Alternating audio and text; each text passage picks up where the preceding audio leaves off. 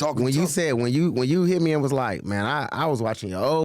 When you said that, I was like, oh yeah, I gotta go with him. You know what I'm saying? Because a lot of people don't even know.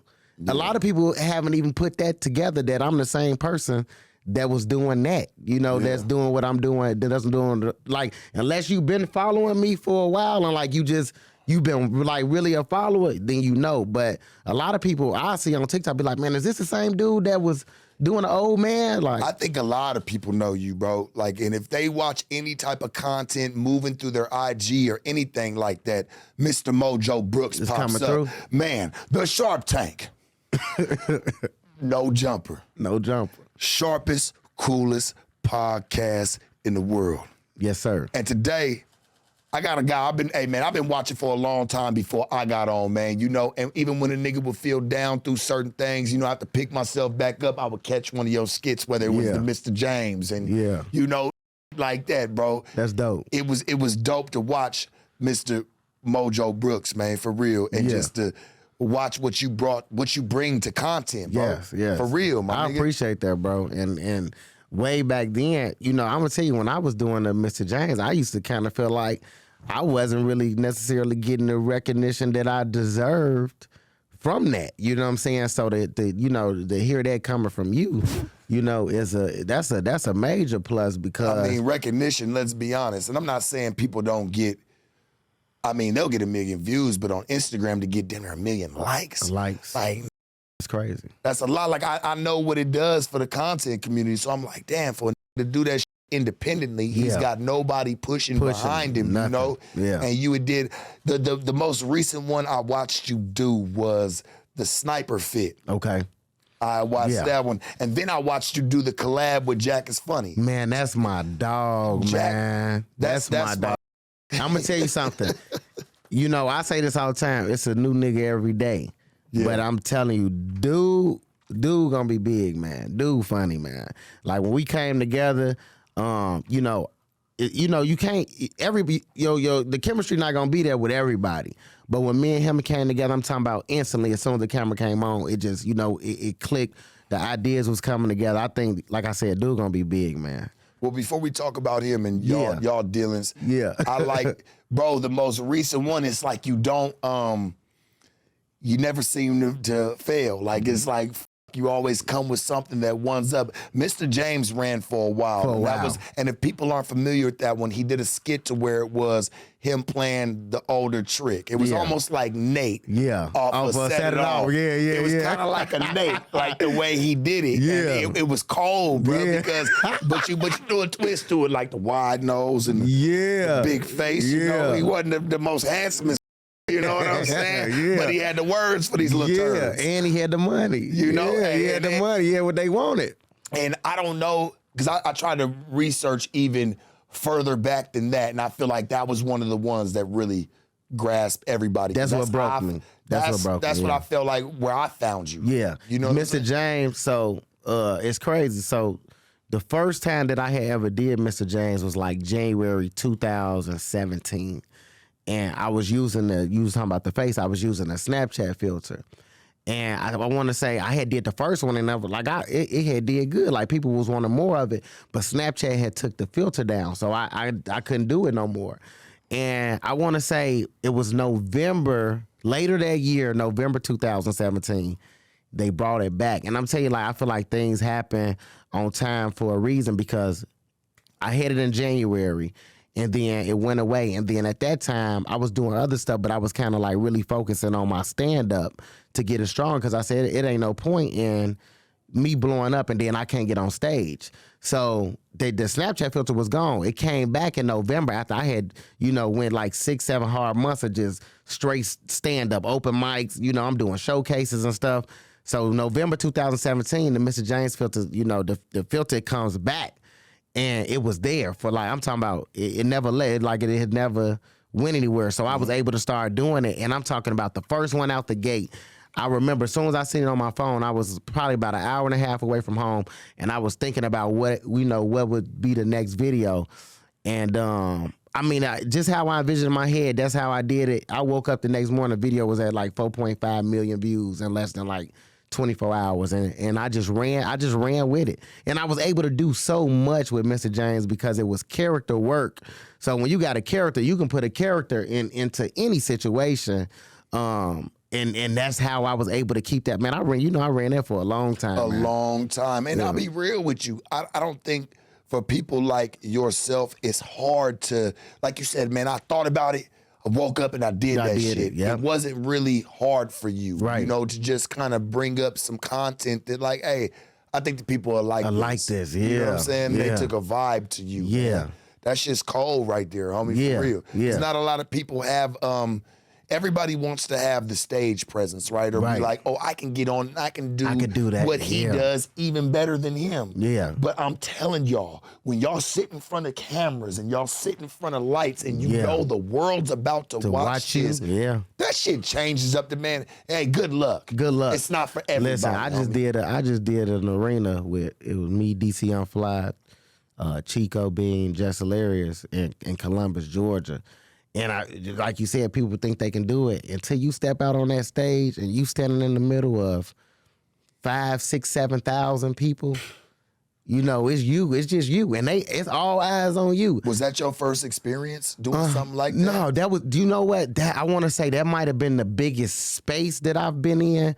But I've done like 4,000 seat theaters, 2,000 seaters. I got 1,000 seater that's coming up. I'm about to do. We got a 2,500 seater I'm about to do in Minnesota. So and I'm really built for those type of stages, for those large audiences. Like I'm built for that. Like I write material. When I write jokes, oh, this gonna kill in a theater, or this gonna kill in an arena. And then I got stuff that I know, oh, this gonna kill in a comedy club. But, I work so hard at just, at both ends of the craft to stand up. And then I always try to keep the content as far as the skits and stuff. I try to keep it fresh and as relatable as possible, because if people can relate to it, they're gonna like it.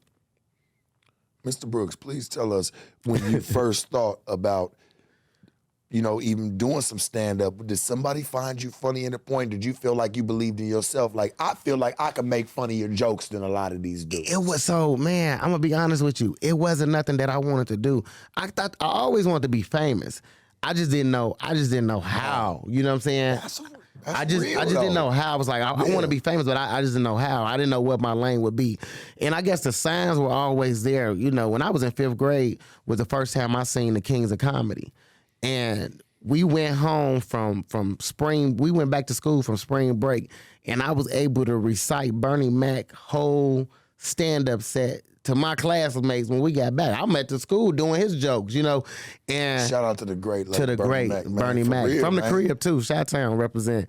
Talk about it. But he so even then in 5th grade, like, it was something that I liked. I always liked watching it, but I never being a comedian just became popular. It wasn't always a thing that a lot of people wanted to do. It just now became a thing where everybody's trying to do it, or everybody putting their hand in it. So my sister-in-law, she used to be like, man, I used to tell them stories. I go to the barbershop, my barber, I would just tell them stories about stuff that I was going through. The greatest conversations going at the barbershop, man. Why you always think I keep my hair cut, man? Once a week. I go once a week, man. It's therapy, man. And I just remember sitting in there, and my barber was like, bro, you a comedian, man. Like, you need to take this stuff. You need to do it on stage. And I'm like, I ain't doing that. But I've never been afraid of speaking in front of people. I've never been afraid of, standing up and being, I've never been afraid of it. So, one day I was like, man, I was on Vine and I was watching these guys on Vine, and I was like, man, I could do this shit, man. I could do this. And I started doing it. And, it probably, when I first started off, I was growing, I was doing the typical stuff, when we first came out, everybody was trying to, what moms be like, what dads be like. That's kind of what I started off doing. And before I went into the Mr. James. So it's kind of like, I kind of held on to the rail until I was able to find what my identity was and who I was going to be, you know, as far as, you know, within the guidelines of comedy. And once I figured that out, then you got Mr. James. Then you got me at the Ring doorbell camera. Now I got the child support court skits going. I mean, I got so much stuff going right now. But it's relatable. Man, listen. That's what, listen. I got some new shit about the pop. I got some new it's shit. Relatable. I gotta, I agree with you. I agree with you to a large magnitude of when you say, like, you was watching people on Vine. Yeah. You know, and not even to get into myself, but to keep it about you, just to resonate with you. I think about, I'm like, damn, I was in Fresno watching Joe Rogan, a lot of JRE, and I would catch myself pausing it every time talking about it. And I'm like, damn, I could do this. Yeah. And then a year later, I found myself through here, homie. It's just like, you know, happens. and it's not like, and it's not a diss to the people that was doing it. No, it was just not at like, all. you know Not what, at all. actually it's like, thank you, because Thank you. You showed me that it was possible. You showed me that it was a lane there, and I know what my capabilities are. So I'm watching like, oh no, I could do this, and I know what's in my head. You know, I'm not gonna say it's better than what you're doing, but I know what I got people gonna like. So you believed in yourself before anybody. Like, you knew, you said, hey man, I can do this. I can do this. I'm gonna step up to the plate. And I'm gonna do it. Yeah. Because like you said, like being a comic, like there's not because I love Def Jam. And I loved watching these things, man. You know, even when BET, man, they would push these things. Comic View. Yeah. Comic View was popular. Man, but I think it was for the up and coming. That's what I loved about it. Like, it had such a... Because you never knew none of the people. You never knew none of them. You had to see what the fuck it was. Yeah. You know, so to see now, it's like the only way you can get into being a comedian is if you already had some push. Yeah. I don't think that's cool, because there's a lot of starving comedians out here that would love to be in these doors, but when they go and talk to certain people, they're like, okay, well, let us get your analytics. Yeah. How many followers you got? How many followers you got? I know so many dope comics, man, that go through that. Bro. And it's hard. You know, here's the thing. It's hard for me, you know, because, you know, as all I can do is get them the game. Yeah. This is what you need to do. Right. You know what I'm saying? If you wanna do this, you wanna make this amount of money, you wanna get into these doors, look, this is what you need to do. And you know, the internet is not for everybody. Everybody cannot. It's crazy because the argument used to be that the social media, you know, comedians couldn't transition into being stand-up comedians. But nobody ever talked about how the traditional stand-up comedians that we all know and love, how some of them can't transition over and gain and grow a social presence. And now that the wave is gone, now that the wave is went, social media is dominating the comedy game, and it's like you need this in order to do the other. So when I talk to people, it's kind of like, you know, I'm in a weird spot because I got the numbers. You know what I'm saying? So I'm going to get into these clubs. I'm going to get onto, you know, a lot of these package shows with D. Ray Davis and Corey Hope. I'm like, yeah, Corey that's Hope, my dog. We just niggas is funny man, as shit, we just bro. did, all three of us was just on the show together in DC last weekend. So I mean, like Corey. Corey is I watch his stuff like outside of the stand up, and like the brother got knowledge. Listen, the brother brings some fucking knowledge. I only had seen him on TV. Yeah. So we had never met. Like last Saturday was our first time meeting. And I even after I got done performing, I went and sat out in the audience and I watched him. Dude is brilliant. Genius. And a lot of people think maybe he's a little too rough, maybe, he's a little bit too forward, but that shit is real. Listen, I do the same thing. It's real. You're gonna have people that are gonna like it. Me and Corey are in the same, same bracket when it comes to that, like we tell the ugly truth. The ugly truth. It's we're unapologetic in the way that we speak. You know what I'm saying? So for him, I mean, he might have a couple of critics or a couple of haters. Mm-hmm. I'm sure a lot of comics go through that, regardless of the fact. But the ones that are there, we know. Y'all know. We know what's up. And same for you. And it was real. Like, listen, when I listen to him talk and some of the stuff he say, it's real. He say a lot of stuff that other men are afraid to say because they worried about how people gonna think about them. And anybody that can be unapologetically themselves, who they are, and speak what's on their mind, and have no regrets about it, I can fuck with that. Well, I feel like you've been the same, especially with your content. Yeah, like, it's funny. But to be real, you show transparency in how far people are willing to go in certain things. Waiting outside a bitch mama house. Or, in a you know what I'm bushes. saying? Like, that shit really happens. Yeah. I make jokes about it all the time and be like, man, some of these bitches, they know what it's like to deal with a nigga to hop out the bushes sweating. She asked him, why are you here and why are you wet? Why are you wet? Why are you breathing hard? Yeah. Yeah. Like, this shit, it might sound funny, but there's people that have really went through. Oh yeah, that. it's people that's traumatized behind those experiences. And listen, I see it in my comments all the time. This video triggered me. You know, I see it all the time. This video triggered me, but it's real, and I think the light should be shined on that type of shit. Right. People should see it. Have you ever had any videos that triggered you? That somebody else did to trigger me? Yeah, because obviously you make a lot of content. Yeah. Your shit gets watched by the masses. Yeah. But you being celebrity and people knowing you. Yeah. There's stuff that you like to watch. Yeah, there's stuff that you might just walk through. You don't watch your own Instagram. You watch another ones. Even if you don't follow a lot of people, you're still just watching them. Yeah. You know what I'm saying? You know what? I'm not an easily triggered person. You know what I'm saying? Like, and because when you do comedy, first of all, anybody that does comedy and they does it well, they not all the way. Your shit not all the way right up here. Like you done seen some shit. You done been through some shit. Like, in order for us to laugh at some of the shit we laugh about, like we're a little bit crazy. I feel like Dave Chappelle holds the crown right now. I'm talking about #1 comedian. Like, for the culture, for the black culture. I'm gonna disagree. Talk to me. What would you disagree in that? I mean, let's be honest. I think Dave is top. Dave. I think Dave is Dave. Dave is one of the GOATs. I think Dave is top 3. I think top right now, like top of the game, is Kevin Hart, and I'm gonna tell you why. I'm gonna tell you. Little guys stick to y'all. Y'all sure don't. Y'all stick together. I see what the fuck it is. No. Dave, I got your fucking back. No, I fuck with pulling this shit. We can smoke a cigarette together and talk about it one day. I fuck with Dave, man. Look, Dave, I fuck with Dave 1,000%. But this is the thing.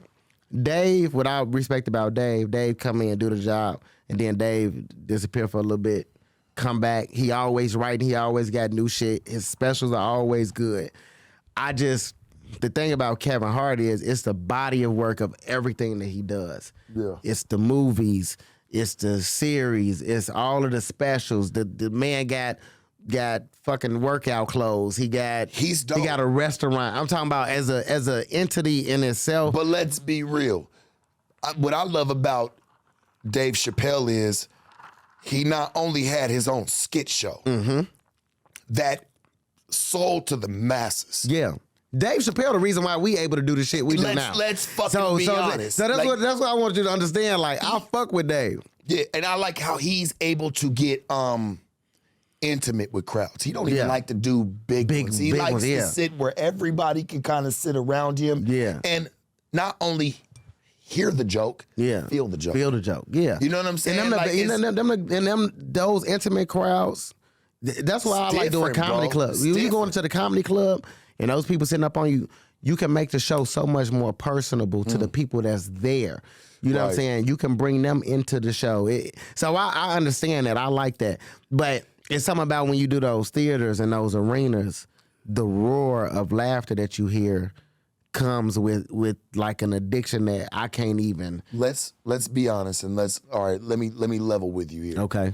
Let's compare Kevin Hart with Dave Chappelle. Let's do it. I'm not saying Kevin Hart didn't have to go through anything, but he came after when Dave Chappelle was bringing certain jokes, he really got some backlash. Yeah. Some bad things to where it made him up and move, and people didn't even hear from him for a while. Yeah. So you have to think about some of the things, and I'm not saying Kevin Hart, shout out to him, I'm not saying he ain't never went through anything. But when you look at what Dave Chappelle had to go through, he had to face adversity. He had to go through what comedians do is they find that brick wall, and either he's gonna go left and really go start telling some truth to bring some of the jokes, or he can get stuck and fall off. And I feel like Dave Chappelle, he didn't get stuck on that. Either you love him for him being unapologetic about how he speaks. Let's be honest, his jokes are funny. Yeah, they're funny, bro. But people take them so to heart because to them it's not jokes, it's truth. It's truth. Yeah, and here's the thing: you can tell a joke that's the truth. I thought that's what the funniest jokes were. It is. I'm just being honest. Look, I thought that was the funniest jokes, right? Is when it's the truth. You find the truth. Because if it's true, that means we relating to it. That means like I've been through that. Or I know somebody that been through that. I know somebody that knows somebody that been through that. But the difference with and I love what you said. And they two different type of comics. Yeah. You know, Dave Chappelle, he's gonna straddle that defense. He gonna step over the line. Whereas the Kevin Hart, that's not his lane. You know what I'm saying? It's not his lane. He don't go there. You know, he gonna talk about relatable stuff. You know, he gonna talk about his family. He gonna talk about different experiences and adventures he went on. He gonna talk about relationships, and that's okay too. And I think you kind of get the best of both worlds from the both of them. What I love about you're right, and you're absolutely right. Like Dave Chappelle reminds me of the guy that's man on the street walking with a cigarette, and he's gonna tell you some stuff that he's seen walking on the streets. Yeah. Just he didn't have to be a gangster. He could have been a hard-working man, but every day he's got to walk through a certain neighborhood. He's got to walk through certain shit, and he sees it, man. You know what I feel like he brought, and he speaks it. And he speaks it, yeah. So I love that about Dave Chappelle. Like I said, I'm with you. I feel like him and Kevin Hart, I think they both like at the top of the game. But the only reason why I said Kevin, I just think it's just the body. It's just everything that he does. Like he's always doing something. Kid cartoons. You know what I'm saying? He's voices in there. Like he's just always doing something. And I think that's just the epitome of a hard worker. Not saying that Dave don't work hard. I know Dave work hard. Because Dave, I've never, you will see Dave go up and do a whole new set and he just dropped a special, you know what I'm saying, last week. So he worked hard to write this shit. Yeah, it sells. So, like I said, I think it's just two different number ones. Yeah. And Kevin Hart be number one. Number one. You know what I'm saying? And what I do love about Kevin Hart, to go and jump on that side and, we'll keep it moving, but just to look at Kevin Hart, he does have a lot of accomplishments. He has liquor. He has certain things that like people are like really, he does movies. He does stand-up. He does a lot of different things. He in the UK right now doing his tour. He doing his tour like overseas. You know what I'm saying? Yeah. Like he taking his material that he wrote here in America and taking it over there. Can we just face the fact that, look, because we'll never get off of it, so I'm just going to face the fact here. They both at the top of the game. That the short guys stick together. I said it in the very beginning of the conversation. Listen, and I'm going to say it at the end of it. My opinion is definitely definitely biased because y'all stand together. No, y'all don't leave each other smallly. Y'all get up to this fucking magnitude. Y'all don't leave it, bro. Listen, it's okay. Listen to me.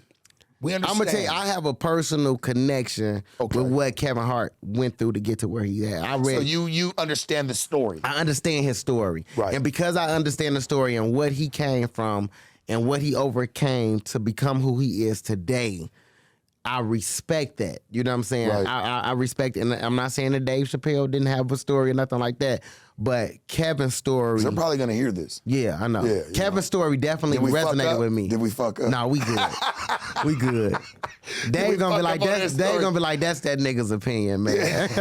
Well, we've talked about Kevin Hart. We've talked about Dave Chappelle and their stories. But how about Brooks' story and how you've came up and how you've had to face adversity through a lot of the challenges you may have to face? Yeah, man, I came a long way, man. Like, when I think about it, and I thought about this the other day, and it struck me that if I wasn't doing comedy, I don't know who I would be. You know what I'm saying? Where would I be? Scary, isn't it? It's scary. It's scary, bro. It's scary when you sit. That shit too. Man, if you think about it, like, damn, like what would I, where would I be? What would I be? What would I be doing? And I see, you date different women and you hear about a lot of the guys that they done dated, and you see some of the shit these dudes be out here doing, and you be like, damn, like I was a decision away from probably being like him. I ain't gonna lie to you. I said in my first soft white underbelly, I'll keep it brief.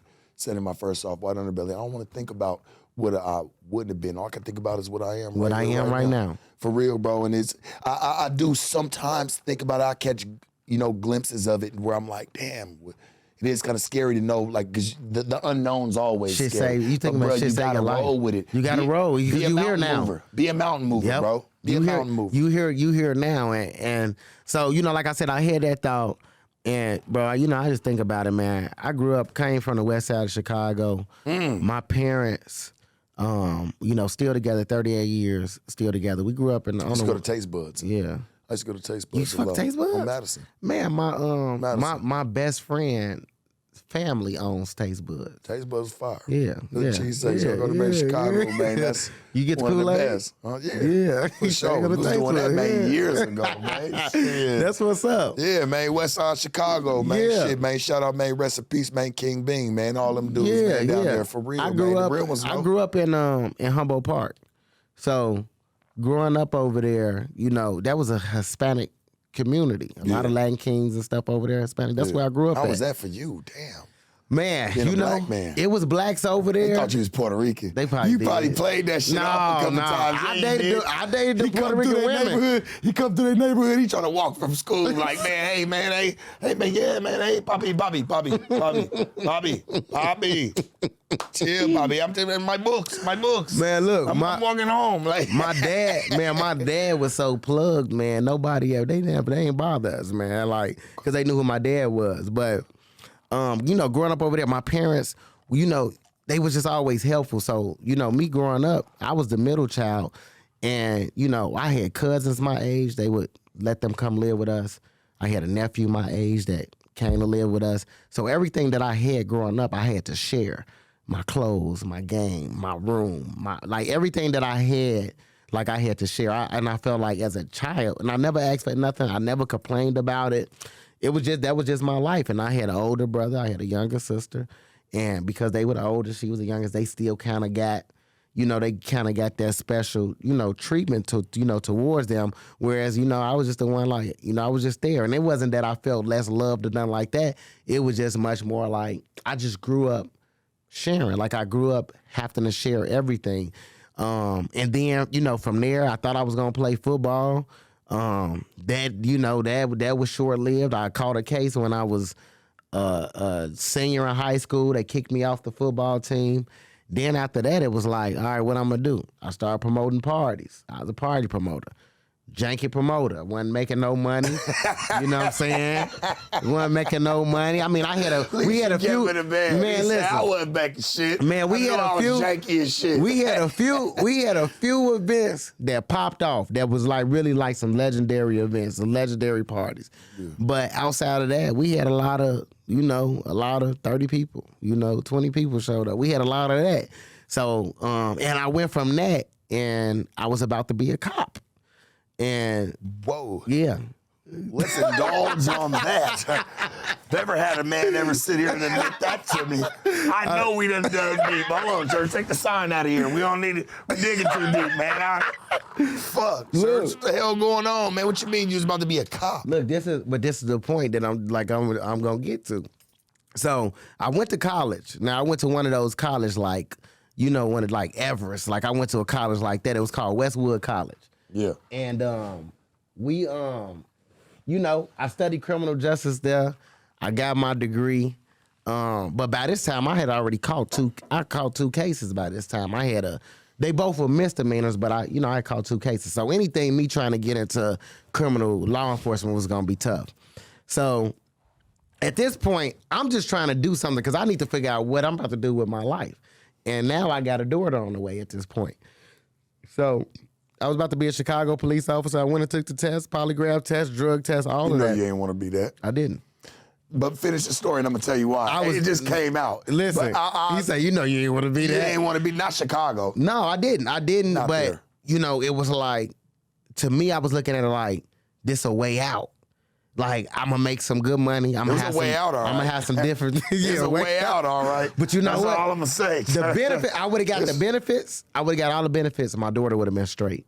And that's all. At that point, that's all I cared about. So I was willing to sacrifice what I want to do with my life to make sure that she lived a comfortable lifestyle. Right. So I went through the whole process, and then I just stopped hearing from CPD. Like they never sent the email to let me know when I was supposed to go to the academy. None of that. Fast forward, I started going viral. And then they reached back out. They was like, hey, we want to bring you in. They sent me an email. The offer was for like $85,000 me to go to police academy. At that time, I was collecting unemployment. I had got fired from my security job. I was collecting unemployment, and I was doing comedy. Oh, and I was sat and did nothing in the booth. In the booth, yeah. I was a supervisor, though, so I had to do payroll and stuff. I had to do little stuff. I had to do administrative stuff. But, yeah, and listen, I'm going to tell you something. Bro, if you look at it, and I'm telling you probably can do this, if you go back and look at your life and you look at everything that you did, it tied into what you are today. Because me doing security... Because I didn't do nothing all day, it made it easy for me to go home and do Mr. James videos when I got off of work.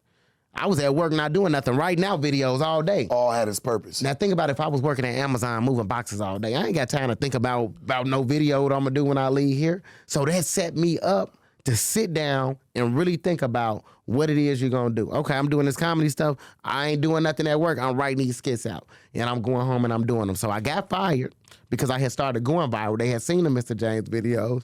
And I had did one at the job, and they was like, look, you either gonna focus on this or you gonna do your comedy thing. And the guy told me, man, I swear to God, I wish I could see this guy. He was like, you making good money here. He was like, you don't really think you're gonna blow up doing comedy, do you?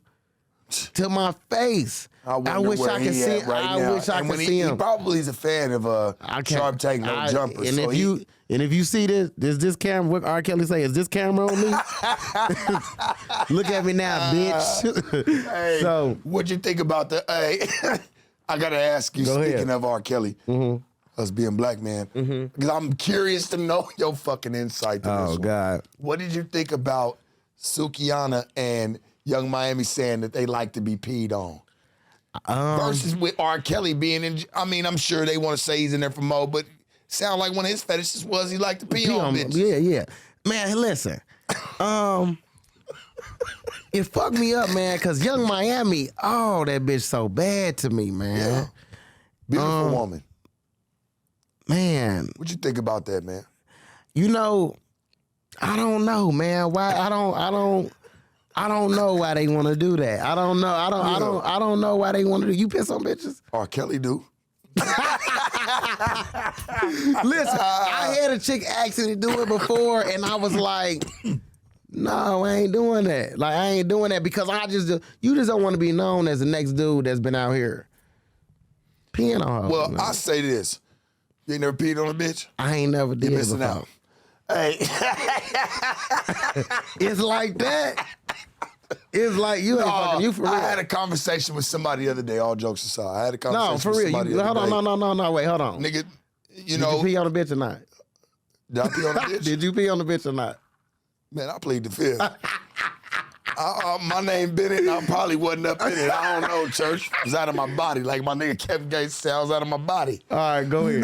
But we had we had the conversation the other day about the situation of that's crazy. Hey, and oh, you a wild boy. You a wild boy, man. Hey, don't knock it till you try it. All right. Hey. I feel like you gotta do everything once. Hey, at least take a long, steamy, sideways piss. He don't know he don't know if he did it or not. I wasn't even there. I was out of my body. Yeah, out of body experience. But all jokes aside, the only reason I brought it up, and this has been funny. Yeah, all right. Ha, Mikey. He dying over there. No chuckling back there. She's laughing. She's laughing.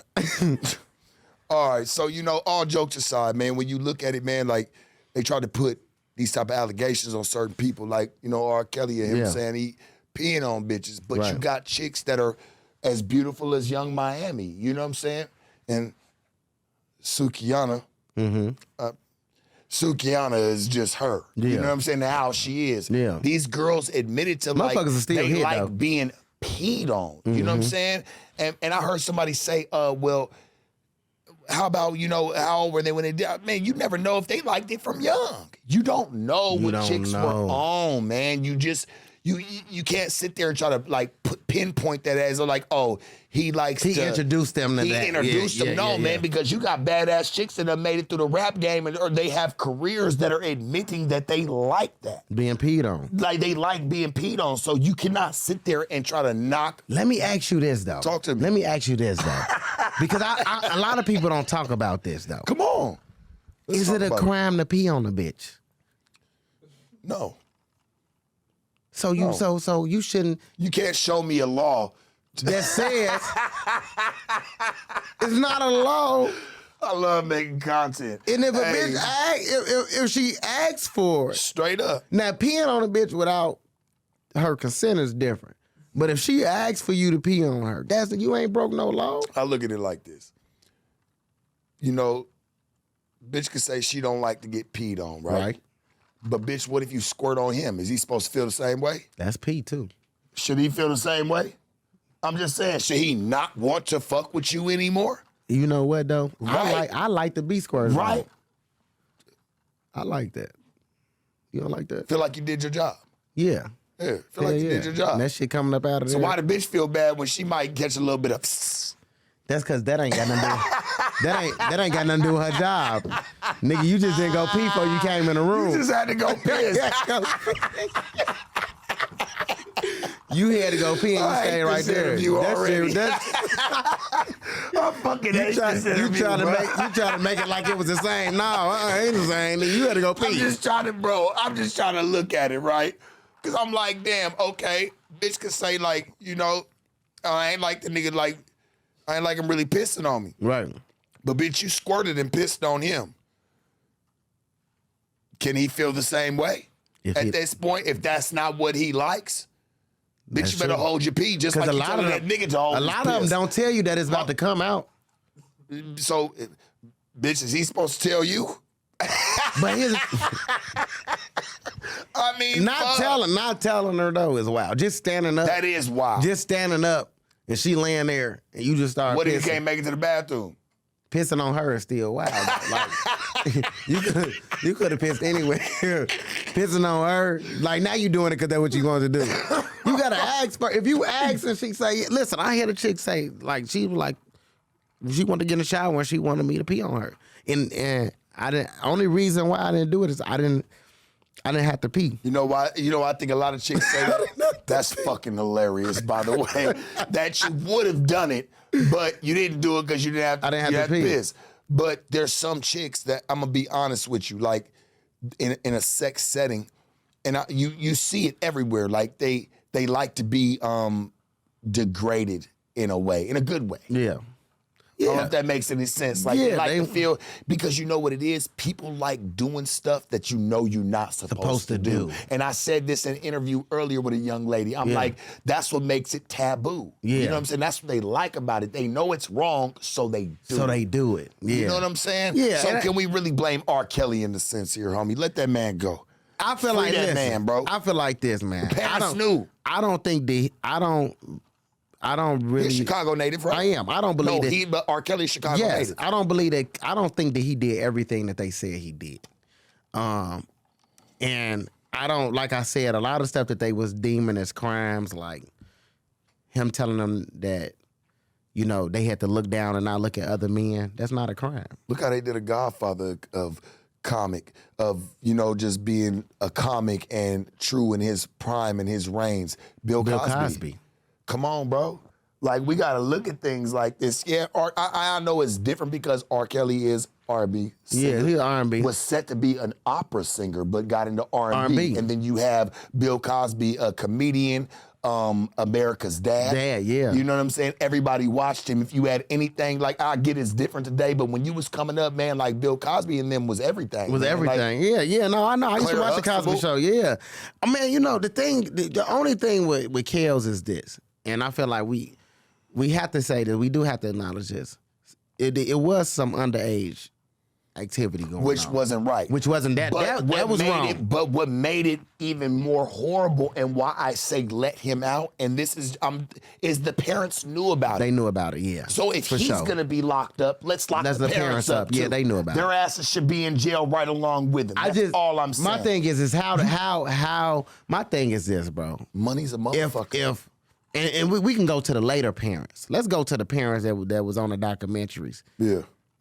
Bro, we all heard what Kels had did back in the day. Talk that shit. We all heard about what it. Happened? I'm a father, bro. I'm a father. Too. I got a 6-year-old daughter, bro. My daughter decided she want to be a singer. If my daughter would have came to me and said, Pops, R. Kelly want to help me take my music career to the next level, I would have told her, we good. We good. If I cannot be there every step of the way, if I can't be there, then you're not going. How y'all was letting these kids just go off and be with them by itself because the music career, man, that's bullshit. That's bullshit. You heard what happened. You heard what happened. Fuck that he was acquitted. We all knew that when he got acquitted that he got lucky. He had got lucky. We knew that. If anybody seen that tape, did you see the tape? From back in there? Some of it. I saw the tape. We all knew that was him. We all knew that was him. We all knew that was him. Facts. Dave Chappelle did a whole skit on it, piss on you. If Dave Chappelle wasn't, which was on the Chappelle show. Was on the Chappelle show. That's real. Yeah. That's real as fuck. So you had all that stuff going on. Like we all knew, like that's what it was. So there's no way my daughter would have been able to come to me and say, Dad, I'm about to go to R. Kelly's studio. He about to help me take my music career to the next. No, hell no. No. Fuck no.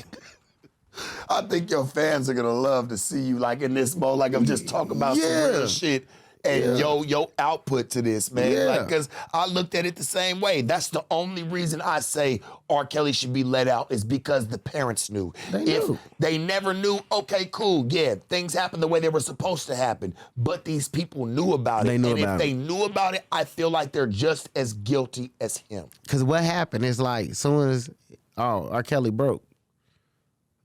You know what I'm saying? Can't pay no more. Bro, and I'm just trying to figure out how y'all charge them with racketeering. How did y'all charge the man with racketeering? They think that's what they think racketeering is. That's crazy. I feel like, here's the thing. If y'all gonna charge them with having sex with underage girls, I'm cool with that. Charge them with that. Yeah. Racketeering, y'all gonna charge them like he in a mob. Like he had some type of real. They try to make it seem like this shit was strategically set up. Right. And I don't think it was like that. I think he was just seeing girls that he like, hey, tell her to come here. Look at Aaliyah. Why people like forgetting about that? Her parents niggas signed consent form. And they knew she was, and these parents that let they kids go with them, they knew he was married to Aaliyah. She was 15, 14. They knew that. Facts. They knew that. So here's my thing. You can't say you didn't know that shit was on the news. You know what I'm saying? I knew about it. And the parents older than me, I knew about it. So my thing, like I said, the parents, for people to sit up and be like, oh, well, you got to understand it was R. Kelly.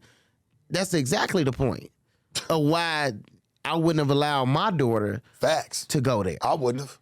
I wouldn't allow her to go there. And if you was worried about your daughter being rebellious and going by herself, it was easy to nip that shit in the bud. Like, hey, Mr. Kelly, hey, this ain't it with my daughter. You know what I'm saying? If you think you finna be working or seeing my daughter, you know what I'm saying, I ain't there, we'll get the proper, shit involved, you know what I'm saying, to let you know that this not gonna be one of those. So I just feel like the parents, I know one of the parents was like, oh, I didn't want my daughter to be rebellious and she go and see him and we don't know. Okay, so she was going to see him and you do know. I just feel like I'm with you. I lock everybody up. Lock everybody up. Fuck it. We'll get off that. Hey, homie, I really want to talk about, like, man, what made you think of the Miss Jackson skit where you came up, man, in the sniper suit? I gotta know about this, because that motherfucker, listen, for the viewers that don't know, this motherfucker went viral. I watch a lot of content on Instagram, and it's rarely, even Instagram will post people, and I'm not saying they don't go up, but I don't see like just a million views or a million likes. Likes, a million likes. This means, man, I can only imagine what the numbers were, the back view of the back office. Yeah. What even made you come up with that, man, even before you linked up with Jack is Funny and got in a car with him about it? So the ghillie suit really came to me one day. So I had already been doing like the ring videos at the door trying to get my girl back. Yeah. And I was like, and I'm one of those people that I'm always thinking like, how can I top that, what I just did? What can I do to top that? And I was sitting at my mom's house because I shot that video at my mom's house. So I'm sitting there and I'm looking and I'm just looking at the trees as I'm thinking. And I was like, damn. I went on Amazon and I typed in grass suit, camo suit, and it popped up. And I'm looking at the trees. I'm like, man, if I'm blending in and I just pop out of nowhere. I said, the fucking dialogue in the video don't even matter at that point. Right. Just the fact that I got this fucking suit. The fact that I got this suit and I could just pop out with this bitch on, I say that's gonna be genius. I went right on Amazon. I ordered the shit. I mean, the day, fucking genius, bro. Bro, the day that shit came, I'm talking about I was right over there, and man, after I shot it, I did it in like maybe 1 or 2 takes, and I said, when I looked at it, I said, this the one. To do it in 1, 2 takes, and though you saw it. I said this the one, and when Snoop Dogg posted it, I mean, some of everybody, D.L. Hughes. I mean, it was like D.L. Hughes. Man, shout out to him, man. That's now you speaking. Yeah, you speaking right now. Hey, real shit. That's real shit. When all of them like started posting, I was like, but it was just, and I'm looking at it, and what I like most about it was something that had never been done before. It was something that the internet had never seen before. It was innovative. Like, people ask me all the time, man, where the hell you get that? Where you get that suit? They don't even know where to get the suit from. They wouldn't even know where to get the suit from. I got the shit off Amazon, man. Shout out to Amazon, man. You can get anything off of there. You can get fucking anything off Amazon, man, for real. That's how I came up with that, man, and yeah, like, I ain't gonna lie to you, man. When I was at Soldier Field last night, man, it was all different types of people. I was worried that you wasn't gonna come. I was coming. Because I went, listen, I texted this nigga this morning, right, Mikey? I said, hey, man, because he hit me up a few days ago and was like, we still good? I said, yeah, we still good, but I didn't know if Laura sent him the media kit. So I hit him up this morning, my text didn't go through. I was on a plane. I said, what the fuck going on? I said, I'll just talk to this nigga, homie. And I'll go to your Instagram and I see, okay, he was just over there while the draft and everything was going on. So he was on Soldier Field. He was over there while they taking place for the draft. I said, oh, man, this nigga ain't coming. I was coming, bro. I wouldn't do it. I ain't that type of nigga, man. If I say I'm coming, listen, if I say I'm coming, bro. I feel like in this industry, in this business, the only thing that you got is your word. I don't give a fuck how much money you got, who you know, who you're friends with, what house you live in, what kind of car you drive. What is his word? I told you I was coming.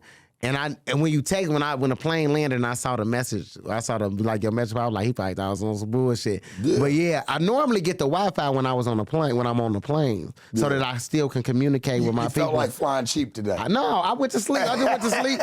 You didn't want to pay for the Wi-Fi. I was tired. You just said you seen me last night. I was tired, so I got up early this morning. And I jumped the flight, and I slept. I slept all the way here. I woke up. We was getting ready to land. And then the messages started coming through, and that's when I text you, like, I just landed. Yeah, I'm coming. I just landed. He was like, I'm 9 minutes away. Yeah. It took 30. Yeah, but I was like 17. But listen. You're on black folk time, I'm on that too. I had to stop at the hotel, drop my luggage off. If I knew y'all you here never tonight, told me none of that. Yeah, I did. as long as you knew I was coming, I was like, he just didn't know I'm coming. I ain't getting no what play-by-play to where, look, I'm dropping off my luggage. He called me and everything. I told him I'm 9 minutes away. He called me. Mojo, where you at? I said, man, I just told you I was 9 minutes away. He like, all right, we waiting on you. He said, we ready to get this thing started. Well, yeah, I'm on my way, man. I ain't gonna lie to you before we get out of here because I want to explain to you. I've been looking to, I think it's funny, bro, because I want to put together like a mega panel of like people that I know, right? I'm talking about like 12, 13 mics of everybody coming together. Like people that I know, OnlyFans chicks, and they got their followings. And, you know, you got the comedians, you got everybody that have moved through the social media light. Yeah. I want to put together almost of kind of like a super view. Yeah. That's a pay-per-view of everybody that you want to see in one room. Yeah. And we all sit down. I've been doing interviews, Church. I'm like Tony Stark, my nigga. I've been looking for my Avengers. Yeah. Yeah. I've been going through the list, Church. Yeah. No, I can bring in. That'd be dope. For something crazy. I love the interviews. I love this one right here because I'm like, okay, Mojo gonna bring some energy to it. I come sit him down with us. Yeah. Put him with some OnlyFans chicks. Yeah. I'm gonna show out with them. I love them. I love them, boy. I love them. Tell them, Church. Let me tell you something. I love y'all. Everything y'all do. For real. My credit card people called me the other day. Was like, we just want to verify this charge for OnlyFans. That was me. Have me. You honestly ever, you ain't got to mention no names. Have you ever subscribed to somebody's OnlyFans? Yeah, yes. Sometimes that's the only way you can fuck them. You gotta subscribe. You're not a virtual fucker, are you? Yeah, no. I subscribe. What I do is I subscribe, and I be like, bitch, I noticed you weren't answering them DMs on Instagram, so I came over here because I know you checking these. You know what I'm saying? Turd. So that ghillie suit shit was real. Man, listen, I'm getting what I want. If I want it, I'm coming to get it. Give you a phone call. Yeah. And tell you, man, right of your line. Let's do it. Till you come down. Let's do it. We got some bitches. Let's do it. Got some other comedians. Let's do it. Some other social media entertainment. Bro, you got me all at the sit bitches. Down. Once you got the bitches here, that don't even. I guess that's all that matters. That's all that matters. And the truth don't need no support. The Sharp Tank. No jumper. Sharpest, coolest podcast in the world. Hey, man. Hey, Cindy. Yeah. You know, I taught you this before, baby. You ain't never held a pistol before, but do me a favor. Shoot us out the motherfucking gym.